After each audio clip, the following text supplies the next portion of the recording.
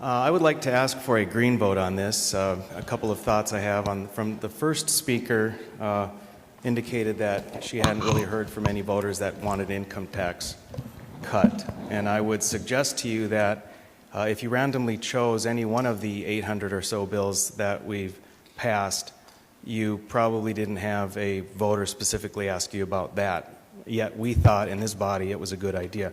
We understood why it was necessary and why it was beneficial for the state. And so it goes with the income tax cut. For anyone who hasn't specifically been asked to provide that for your constituents, I understand it doesn't change the fact that income tax cuts are good for the economy.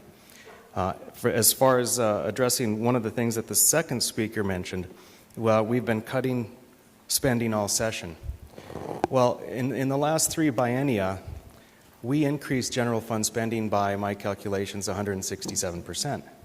Now, if you take out the one-time spending, even though we know not all of it is truly one-time spending, but if we concede or give the concession, we take out what's considered one-time spending, it's still a 91% increase over the last 3 biennium out of the general fund as far as total spending goes.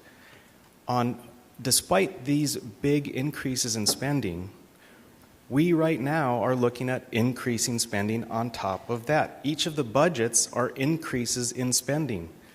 What we may have been cutting is a hopeful increase from the original governor's budget when projections were different, and that's not a cut. That's less of an increase. My last thought is if we vote no on this Section A, my understanding is going to have to go back over to the Senate. And it's very possible at the Senate that the bill will be killed. So you have the option to do a 10 and 5, which for those that believe in free market economy is good. You've got the differential between personal and corporate of 10 and 5. So if you have taxpayers or citizens that are concerned that it's a tax break for big business, you can explain, look, there's a differential.